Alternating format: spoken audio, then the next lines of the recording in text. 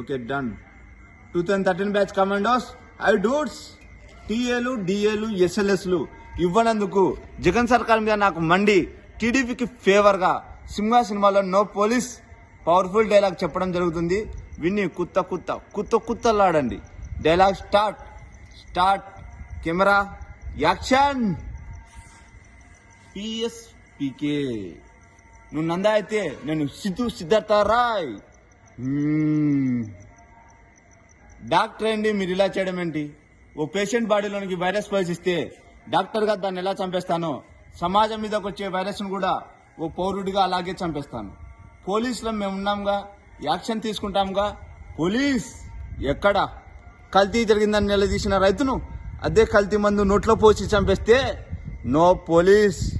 కాంట్రాక్టర్లను చంపేసి టెండర్లు పిలిచిన లేడీ ఆఫీసర్ని తీసుకెళ్లి రేప్ చేస్తే నో పోలీస్. ఇదేంటని ఎదురు ప్రశ్నిస్తే దారుణంగా చంపేసినప్పుడు నో పోలీస్. కల్తీ పాలకు 60 మంది ప్రాణాలు గాల్లో కలిసిపోతే అయ్యా ఇది పరిస్థితి అని మొరపెట్టుకున్న తల్లిదండ్రులను ఓదార్చడానికి నో పోలీస్.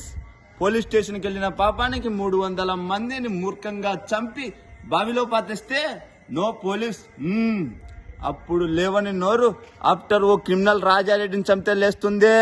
ఏ సార్ వాళ్ళు ఏరియాలో మీలాగే పెద్ద ఫ్యామిలీ, మీకు తెలియందా? పెద్ద ఫ్యామిలీయా? మాలాగా వద్దో. ఫ్యామిలీ చరిత్ర గురించి మాట్లాడదు ఎస్పీ. చరిత్ర అంటే మాది.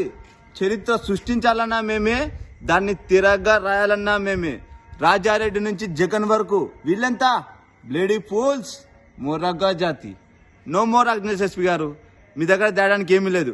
క్లియర్ గా చెప్తున్నా, తప్పు చేసిన వాడిని చంపేయడమే. No police.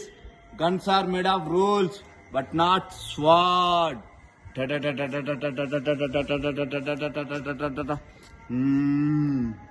పక్రప్ ఎస్పీ చౌదరిని రిమూవ్ చేశావా లేదా?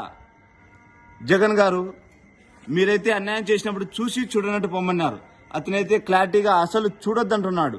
మీ శ్రేయబ్లాస్ గా మాట చెప్తాను సార్. నా సర్వీస్లో నేను కర్నూలులో పనిచేశాను, అనంతపురంలో పనిచేస్తున్నాను. చాలా మందిని చూశాను.